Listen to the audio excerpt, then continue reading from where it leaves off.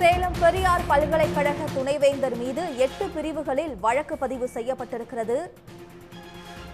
பெரியார் பல்கலைக்கழக தொழிலாளர் சங்கத்தின் சட்ட ஆலோசகர் இளங்கோவன் அளித்த புகாரின் பேரில் துணைவேந்தர் ஜெகநாதன் கைது செய்யப்பட்டிருக்கிறார். கூடுதல் விவரங்களுடன் செய்தியாளர் குமரேசன் இணைப்பில் இருக்கிறார். குமரேசன், தற்பொழுது சேலம் பெரியார் பல்கலைக்கழக துணைவேந்தர் மீது 8 பிரிவுகளில் வழக்கு பதிவு செய்யப்பட்டிருப்பதாக செய்திகள் கிடைத்திருக்கின்றன. என்னென்ன பிரிவுகளின் கீழ் வழக்கு பதிவு செய்யப்பட்டிருக்கிறது? அதாவது தொடர்ச்சியாக ஊழல், முறைகேடு, அது மட்டுமல்லாமல் மோசடி என பல்வேறு வகையில் சர்ச்சைகளுக்கு உள்ளாகி வரும் இந்த சேலம் பெரியார் பல்கலைக்கழகத்தின் துணைவேந்தர் ஒரு மோசடியில் ஈடுபட்டது தொடர்பாகத்தான் அந்த பெரியார் பல்கலைக்கழக தொழிற்சங்கத்தின் சட்ட ஆலோசகர் இளங்கோவன் என்பவருடைய கொடுத்த புகாரின் பேரில் தற்போது கைது செய்யப்பட்டிருக்கார். மாலை 4 மணி அளவில் கைது செய்யப்பட்டு 4 மணி நேரமாக துணைவேந்தர் ஜெகநாதனிடம் போலீசார் தொடர்ச்சியான ஒரு விசாரணை மேற்கொண்டு வருகிறார்கள். குறிப்பாக சேலம் பெரியார் பல்கலைக்கழகமானது சேலம், நாமக்கல், தருமபுரி, கிருஷ்ணகிரி ஆகிய 4 மாவட்டங்களில் உள்ளடக்கிய 120க்கும் மேற்பட்ட அரசு மற்றும் தனியார் கல்லூரிகளில் செயல்பட்டு வருகிறது. இந்த பெரியார் பல்கலைக்கழகத்தின் துணைவேந்தராக கடந்த 3 ஆண்டுகளாக ஜெகநாதன் பணியாற்றி வருகிறார்.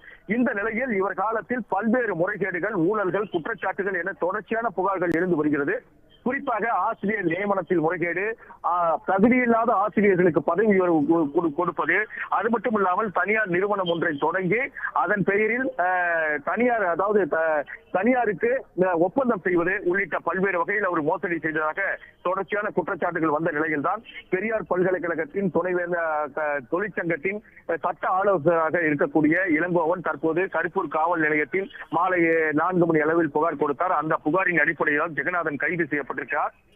துணைவேந்தராக உள்ள ஜெகநாதன் பூட்டர் பவுண்டேஷன், அதாவது Periyar university technology entrepreneurship and research foundation என்ற அந்த பூட்டர் பவுண்டேஷன் நிறுவனத்தை தனது பெயரிலும் அதே போல பதிவாளர் தங்கவேல் மற்றும் பேராசிரியர் சதீஷ் மற்றும் பாரதிதாசன், திருச்சி பாரதிதாசன் பல்கலைக்கழக பேராசிரியர் ராம் கணேஷ் ஆகிய 4 பேர் பெயரில் இந்த தனியார் நிறுவனத்தை தொடங்கி இதன் மூலம் தனியார் நிறுவனங்களில் புரிந்துணர்வு ஒப்பந்தத்தை செய்திருக்கிறார்கள். அதில் பல்வேறு வகையில் மோசடி செய்திருப்பதன் அடிப்படையில் தான் இந்த புகாரானது பதிவு செய்யப்பட்டு 4 மணி நேரத்திற்கு மேலாக தற்போது ஜெகநாதனிடம் விசாரணை மேற்கொண்டு வருகிறார்கள். இந்த விசாரணையில் பவுண்டேஷன் பெயரில் 10 தனியார் நிறுவனங்கள் பெரியார் பல்கலைக்கழக துணைவேந்தர் என்ற அடிப்படையில் புரிந்துணர்வு ஒப்பந்தம் செய்யப்பட்டுள்ளதாகவும், அதே போல அரசு சம்பளம் பெறக்கூடிய இந்த பெரியார் பல்கலைக்கழகத்தில் பணியாற்றக்கூடிய ஆசிரியர்களை தன்னுடைய அதிகார துஷ்பிரயோகத்தை பயன்படுத்தி அவர்களை பயன்படுத்திக் கொண்டதாகவும் ஒரு புகார் எழுந்திருக்கிறது. இதன் அடிப்படையில் தான் இவர் மீது தற்போது இந்த புகாரானது பதிவு செய்யப்பட்டு 8 பிரிவுகளின் கீழ் வழக்கு பதிவு செய்யப்பட்டிருக்கிறது.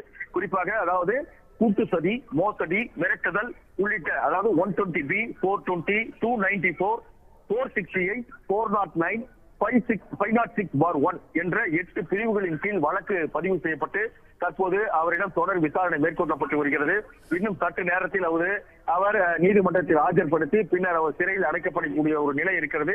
இதனைத் தொடர்ந்து அதாவது பதிவாளராக இருக்கக்கூடிய தங்கவேல் மற்றும் கணனி அறிவியல் துறை ஆசிரியர் சதீஷ் மற்றும் பாரதிதாசன் பல்கலைக்கழக பேராசிரியர் ராம் கணேஷ் ஆகியோரும் இந்த வழக்கில் சேர்க்கப்பட்டு அவர்களிடமும் விசாரணை மேற்கொள்ளப்பட்டு அவர்களும் கைது செய்யப்படலாம். அதே போல இந்த புரிந்துணர்வு ஒப்பந்தம் செய்யப்பட்ட அந்த நிறுவனங்களுடனும் அந்த புரிந்துணர்வு ஒப்பந்தம் எப்படி செய்யப்பட்டது, அதன் மூலம் எவ்வாறு நிதி முறைகேடு செய்யப்பட்டது என்பது குறித்து அவர்களிடம் விசாரணை நடத்த காவல்துறையினர் மேற்கொண்டிருக்கிறார்கள். இந்த நிலையில் தான் கைது செய்யப்பட்ட ஜெகநாதன் மீது 8 பிரிவுகளின் கீழ் வழக்கு பதிவு செய்யப்பட்டிருக்கிறது.